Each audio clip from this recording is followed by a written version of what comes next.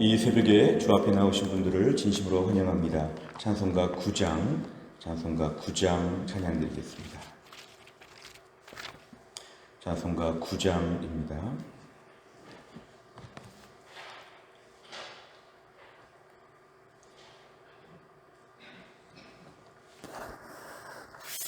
찬송가 9장 찬양 드리겠습니다. 하늘에 가득 찬 영광의 하나님, 온 땅에 충만한 존귀하신 하나님, 생명과 빛으로 지혜와 권능으로 언제나 우리를 지키시는 하나님, 성부와 성자와 성령 삼위의 하나님, 우리 예배를 받아주시옵소서. 사랑이 넘치는 자비하신 하나님, 은혜가 풍성한 구원의 하나님, 참회의 심령에 평안을 주시옵고 죄악과 허물을 용서하여 주소서. 찬송과 영광과 생명 구원의 하나님, 우리 예배를 받아주시옵소서.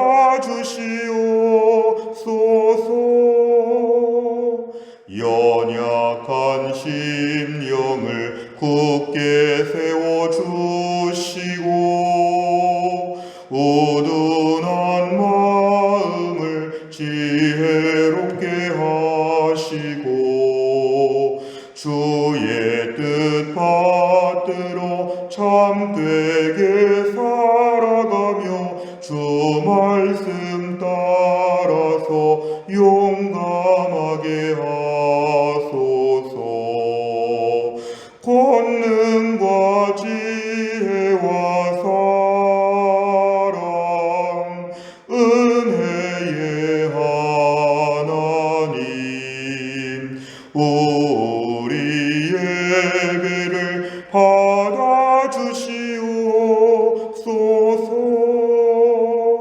주 앞에 나올 때 우리 마음 기쁘고 그 말씀 힘되어 새 희망이 솟는다. 고난도 슬픔도 이기게 하시옵고 영원에 잇대어 살아가게 하소서. 우리의 자랑과 기쁨 생명의 하나님, 우리 예배를 받아주시옵소서.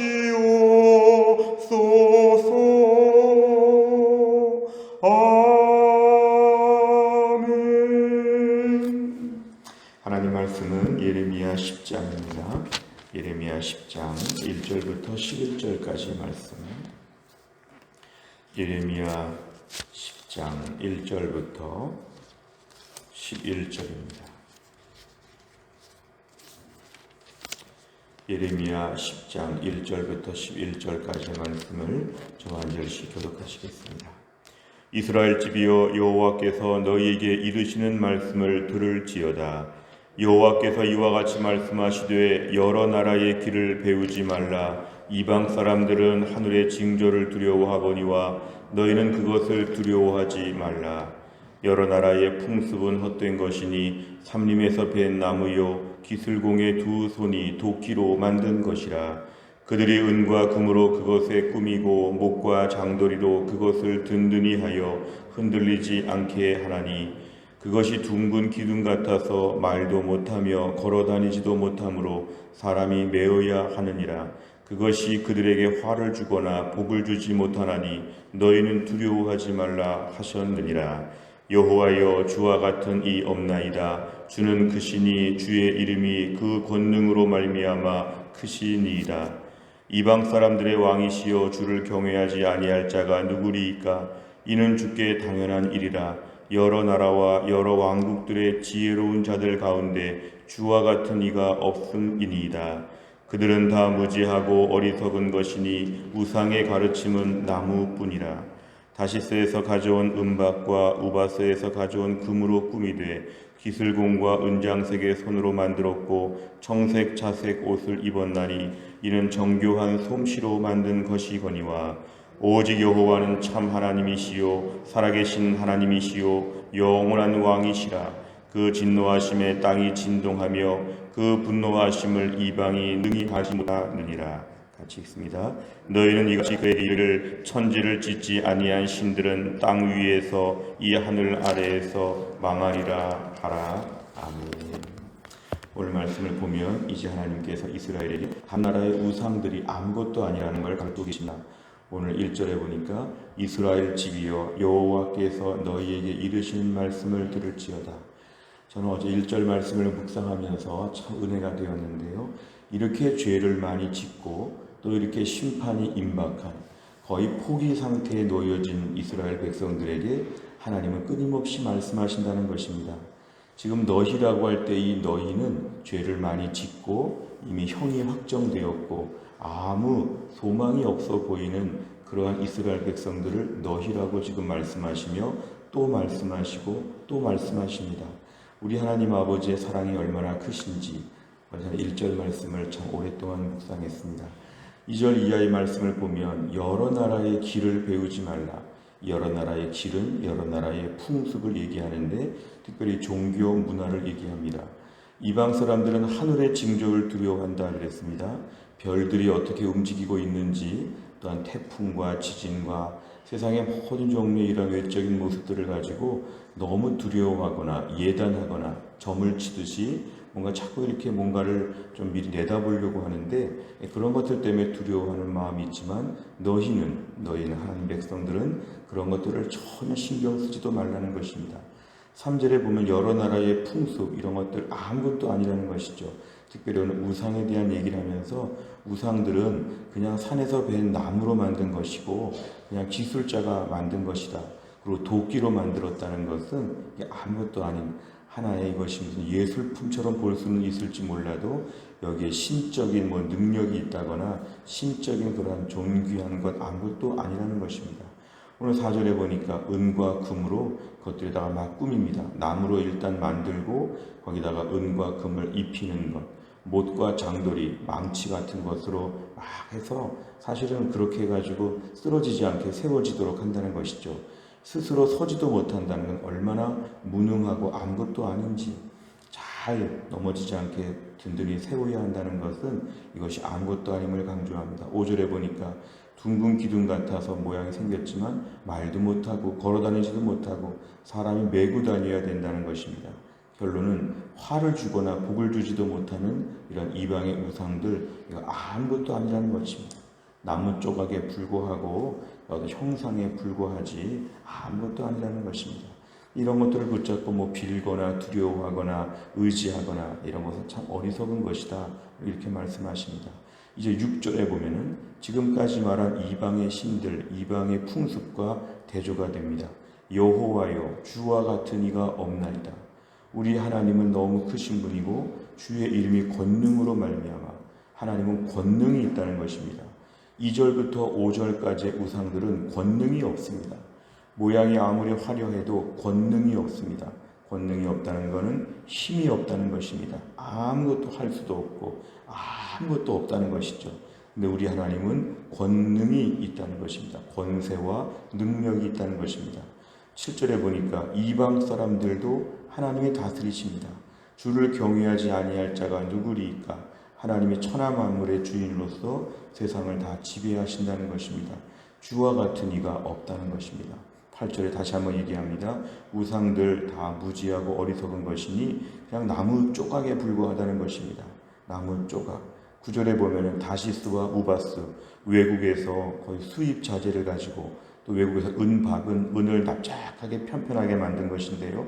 은박과 금 같은 거, 또 기술공과 은장색 대장장이들이 아무리 힘써서 만들고 청색 자색 옷을 입히고 정교하게 만들었다고 할지라도 아무 힘이 없는 것들이다. 그런데 10절에 보니까 다시 한번 하나님은 참 하나님이시라, 살아계신 하나님이시다. 이 살아계시다는 말이 중요합니다. 하나님은 살아계신 분이고 영원한 왕이시라. 정말 천지만물을 영원토록 다스리신다. 그 진노하심, 하나님의 진노하심이 땅을 진동하고 분노하심을 이방까지 미치신다는 것, 하나님이 얼마나 대단하신지 오늘 6절과 10절의 말씀이 매우 중요합니다.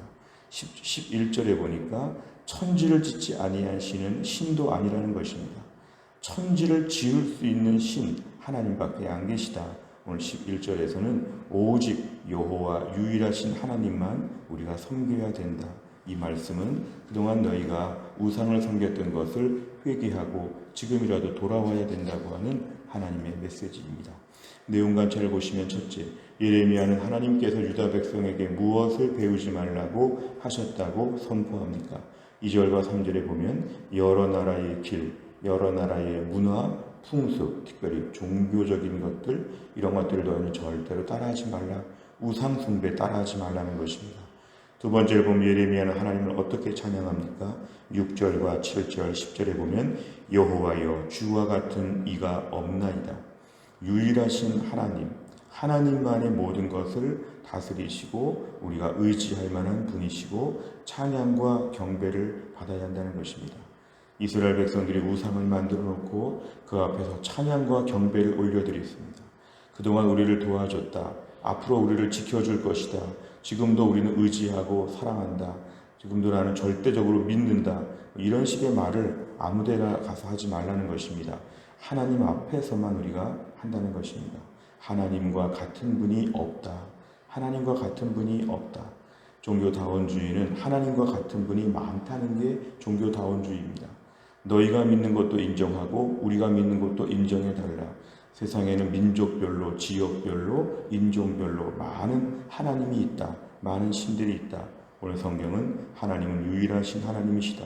한 분 하나님이 세상 만물을 다 다스리시기 때문에 하나님을 찬양해야 된다는 것입니다.